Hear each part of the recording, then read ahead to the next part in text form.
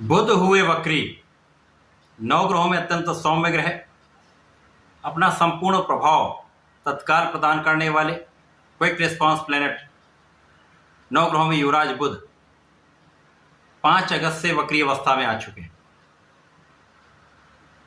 वक्री अवस्था एक ऐसी अवस्था है जब ग्रह अपनी गति को मंद कर लेता है, स्लो मूविंग हो जाता है।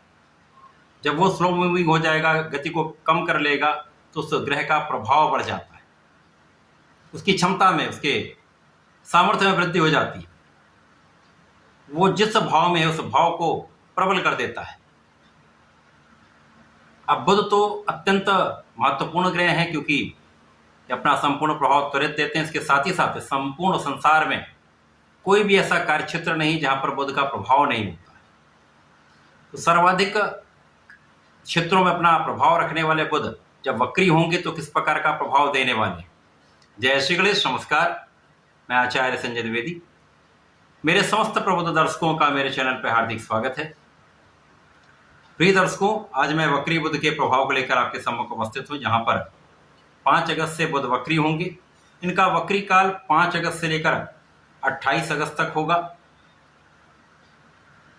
इस पूरे समय में ये 5 अगस्त से लेकर 22 अगस्त तक सिंह राशि में ही रहेंगे। उसके पश्चात 22 अगस्त को ये अपनी राशि का परिवर्तन करके कर्क राशि में चले जाएंगे, जहां पर ये राहु के सीधी दृष्टि प्रभाव में होंगे, चंद्रमा की राशि में निर्बल भी हो जाएंगे। तो वक्री काल में कुछ बड़े लाभ भी मिलने वाले हैं, परंतु कुछ समस्याएं भी उत्पन्न हो सकती हैं। अब ये अलग अलग राशि के लिए अलग अलग भाव में होकर अलग अलग परिणाम की प्राप्ति कराने वाला होगा। आज मैं कर्क राशि के लिए ही वक्री बुध का किस प्रकार का प्रभाव मिलने वाला है, किन भावों की प्रबलता प्राप्त होगी, इस समय में आप कितना लाभ ले पाएंगे, अथवा कहीं पर कोई समस्या तो उसका क्या निराकरण है, संपूर्ण विश्लेषण मैं पूर्ण तर्क के साथ करने जा रहा हूं। प्रिय दर्शकों, इस राशिफल को आप अपने लग्न तथा राशि दोनों के अनुसार देख सकते हैं। कर्क राशि के लिए बुध कारक नहीं है तथा इनका आपसी भाव मित्रत्व भी नहीं है। कर्क राशि के लिए बुध आपके द्वादश के स्वामी तथा पराक्रम के स्वामी हैं। वर्तमान समय में इनका गोचर एक अच्छी अवस्था में चल रहा है, जहां पर ये धन भाव में गोचर कर रहे हैं। यहाँ पर ये वक्री हो जाए तो इस भाव को कई गुना प्रबल कर देंगे। अब सिंह राशि में बुध जब होते हैं तो मित्र की राशि में है, राजा की राशि में है, जिसके कारण ये श्रेष्ठ प्रभाव मिल जाता है। कर्क राशि में ये बुध का गोचर धन भाव में चल रहा है। यहाँ पर बुध निश्चित रूप से अत्यंत प्रबल अवस्था में है। वक्री होकर इस भाव के प्रभाव को कई गुना बढ़ाने वाले हैं। इस भाव के स्वामी सूर्यदेव जो लग्न में गोचर कर रहे हैं, जिसके कारण लग्न की भी प्रबलता प्राप्त हो रही है। यद्यपि यहाँ पर ये राहु के दृष्टि प्रभाव में है, परंतु सूर्य राजा है, राजा के समान इनका एक विशेष प्रभाव है। तो बहुत लंबे समय तक राहु का दुष्प्रभाव नहीं प्राप्त होता है, परंतु बुध और चंद्रमा का आपसी जो संबंध है वो यहाँ पर बहुत बड़ा लाभ भी नहीं देने वाला। अब यहाँ पर वैभाव के स्वामी तथा पराक्रम के स्वामी होकर धन भाव में होंगे, तो यहाँ पर धन तो बढ़ेगा, 100% यहाँ पर धन लाभ होगा। परिवार का सहयोग मिलेगा, पिता के कारण या पैतृक संपत्ति से विशेष रूप से धन प्राप्ति होती है, पैतृक संपत्ति से लाभ होता है, परिवार का पूर्ण सहयोग मिलता है। यहाँ पर आपकी वाणी भी बहुत अच्छी रहने वाली, वाणी की चतुरता से, बुद्धि बल से आप विशेष लाभ लेने वाले। इस समय व्यय की भी अधिकता होगी, कुछ यात्राएं हो सकती हैं, अचानक कुछ यात्राएं होंगी जहां पर आपका व्यय भी होगा। यात्राओं में कुछ थकान की स्थिति भी बनती है, उतना लाभ भी नहीं मिलता, परंतु चूंकि धन की स्थिति अच्छी है तो यहाँ पर एक संतुलन बन जाएगा। अब यहाँ पर यदि स्थितियों का अवलोकन करें तो कर्क राशि के लिए भाग्य के स्वामी तथा प्रबल कारक गुरुदेव बृहस्पति अत्यंत प्रबल अवस्था में होकर एकादश भाव में गोचर कर रहे हैं, जहाँ पर मंगल के साथ हैं। तो कर्म भाव तथा भाग्य भाव के स्वामी का एक साथ प्रभाव आपके द्वितीय भाव पर है, जहाँ पर बुध का गोचर चल रहा है। तो बुध पर भी इनका संपूर्ण प्रभाव मिलेगा। तो यहाँ पर ज्ञान के साथ साथ बुद्धि बल अत्यंत श्रेष्ठ रहेगा, आपका कैलकुलेशन बहुत अच्छा रहेगा, आपके अंदर ऊर्जा बहुत अच्छी रहने वाली है, साथ में आप बहुत सकारात्मक रहने वाले हैं, कार्य क्षेत्र में विशेष लाभ लेंगे। तो जब आप परिश्रम करते हैं, क्योंकि परिश्रम के यहाँ पर स्वामी, तो परिश्रम तो 100% आप करने वाले, बहुत अच्छा परिश्रम यहाँ पर आपका रहेगा। पराक्रम से आप संपूर्ण लाभ भी लेने वाले हैं, भाई बहनों का सहयोग भी मिलेगा, मित्रों का पूर्ण रूप से सहयोग मिलता है। तो यहाँ पर आपका कार्य क्षेत्र बहुत अच्छा रहने, नो डाउट यहाँ पर कार्य क्षेत्र की विशिष्टता प्राप्त होगी, कार्य क्षेत्र में एक अच्छा लाभ लेंगे। यहाँ पर प्रगति का अवसर भी मिलेगा, कार्य क्षेत्र में कई अवसर आपको प्राप्त हो सकते हैं, क्योंकि यहाँ पर शुक्राचार्य का भी गोचर चल रहा होगा जब बुध यहाँ पर वक्री हो। इस प्रकार से लक्ष्मी योग धन भाव में बन, तो कार्य क्षेत्र की विशिष्टता से, आपकी ज्ञान से, आपकी बुद्धि से यहाँ पर महाधन का अर्जन तो निश्चित रूप से आप करने वाले, धन वृद्धि होगी, आपका स्वास्थ्य भी अच्छा रहेगा। तो यहाँ पर जो आपके भाग्य के स्वामी हैं उनका एक अच्छी स्थिति में होना आपके लिए अत्यंत प्रभावशाली हो रहा है। तो जो लोग इस समय नौकरी का प्रयास कर रहे हैं, किसी व्यवसाय में जाना चाहते हैं, अपने प्रोफेशन स्टार्ट करना चाहते हैं, उनके लिए एक अच्छा समय, क्योंकि यहाँ पर कार्य क्षेत्र पर शनि का प्रभाव भी कम हो गया है, वो वक्री अवस्था में आ गया, तो कार्य क्षेत्र पर उनका निर्बल प्रभाव पड़ रहा है। तो यहाँ पर कार्य क्षेत्र भी आपका अच्छा रहने वाला है, क्योंकि पहली दृष्टि इनकी विच्छेदात्मक होती है, तो शनि की पहली दृष्टि का प्रभाव यदि नहीं पड़ता तो विशेष रूप से आपको लाभ मिलता है।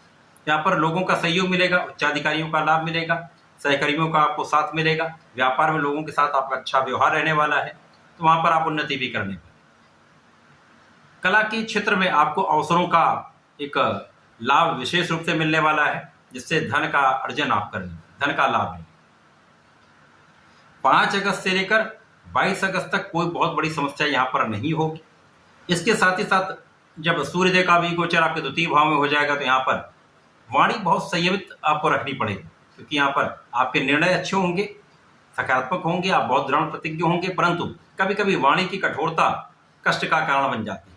तो सोच विचार कर यहाँ पर आप कार्य करेंगे तो लाभ अवश्य मिलेगा, परंतु यहाँ पर परिवार का तथा पिता का संपूर्ण सहयोग, आशीर्वाद आपको प्राप्त होगा। जब 22 अगस्त से लेकर 28 अगस्त के जो समय आ रहा है, वहां पर आपको बहुत सावधान रहना, क्योंकि यहाँ पर निर्बल राशि में भी होंगे बुध, राशि परिवर्तन करके कर्क राशि में चले जाएंगे, यहाँ पर राहु के पहले दृष्टि के प्रभाव में आ जाएंगे, लग्न में बुध होंगे, तो यहाँ पर निश्चित रूप से आपके निर्णय ही आपके लिए कष्ट का कारण बन सकते हैं। बिना विचारे जो करे सो पाछे पत्ता है, तो ये स्थिति बन सकती है। यहाँ पर यदि बिना विचारे आप कोई कार्य करेंगे तो पछताने का योग बन सकता है। यहाँ पर बिना सोचे विचारे कोई काम करेंगे, किसी का साथ नहीं लेंगे, अपने मन से ही सारे निर्णय ले लेंगे, तो हो सकता है यहाँ पर आपका निर्णय उतना अच्छा ना हो। यहाँ पर बुद्धि भी भ्रमित हो जाती है, क्योंकि यहाँ पर बुद्धि जड़ दोष में चली जाए, बुध जड़ दोष में चले जाए, और चंद्रमा की राशि जो भ्रमित करती, नित्य परिवर्तित होती, तो यहाँ पर ये परिवर्तन तथा राहु के प्रभाव में भ्रम के कारण तथा जड़ दोष में आने के कारण एक अकारण डर का, एक संदेह का एक योग बनता है।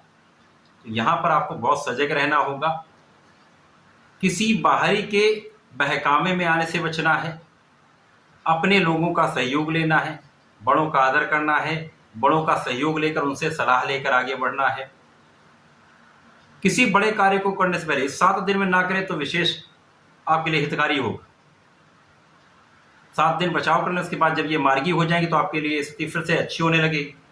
तो 22 से 28 कोई बड़ा निर्णय ना ही ले तो अच्छा है, यदि लेना ही पड़े तो सोच विचार कर बड़ों का सहयोग लेकर लें, गुरु का सहयोग लेकर लें, आपको लाभ मिलेगा, समस्याएं कम होंगी। इस समय जीवन साथी के साथ भी कहीं ना कहीं सामंजस्य में कमी हो जाती है, आपसी मतभेद हो जाता है, क्लेश हो जाता है। इसी प्रकार से साझेदारी में विशेष रूप से संदेह की स्थिति कहीं ना कहीं समस्या का कारण बन जाता है। ये तो यहाँ पर आपको बहुत ध्यान देना। तो यहाँ पर अब आपकी वाणी यहाँ विवाद का कारण तो बनी रही है, बुद्धि और कैलकुलेशन भी कहीं ना कहीं वीक हो जाता है। जिस टाइम पर आपको निर्णय लेना है या जिस प्रकार से आपको निर्णय लेना है वही समस्या हो जाती है, जिसके कारण ये समय आपके लिए उतना अच्छा नहीं है। किसी अच्छे ग्रह का प्रभाव भी नहीं यहाँ पर आपको प्राप्त हो पा रहा है, जिसके कारण उतना आप श्रेष्ठ लाभ नहीं ले पा रहे, क्योंकि बुध तो ऐसे ग्रह जिस ग्रह की स्थिति में होंगे, साथ में होंगे, उसकी राशि में उसका बल प्राप्त कर लेते हैं। अब चंद्रमा तो वैसे भी निर्बल राशि, तो यहाँ पर उतना अच्छा प्रभाव नहीं मिल पाए। कर्क राशि के लिए जो स्वयं चंद्रमा की राशि है, तो यहाँ पर निश्चित रूप से आपको बहुत सावधान रहना होगा, मन पर नियंत्रण रखना होगा, बहकावे से बचना होगा, संदेह की स्थिति से बचना होगा। इसलिए आपको नियमित रूप से भगवान गणपति की आराधना करनी होगी। गणपति जी के मंत्र का जप करें, ओम गंग गणपति नमः का कम से कम 1 माला का जप करें। संकट नाशन गणेश स्तोत्रम का यदि नित्य एक बार भी आप पाठ कर लेंगे या सुन भी लेंगे या गणेश अथर्वशील सुन लेंगे या पढ़ लेंगे, तो आपके लिए विशेष रूप से लाभकारी होने वाला है। आपका मन भी स्थिर होगा, गलत निर्णय से भी बचेंगे, आप सही कार्य कर पाएंगे, बुद्धि जड़ होने से बचेगी। तो ऐसा करके समय का लाभ लें। धन्यवाद, नमस्कार।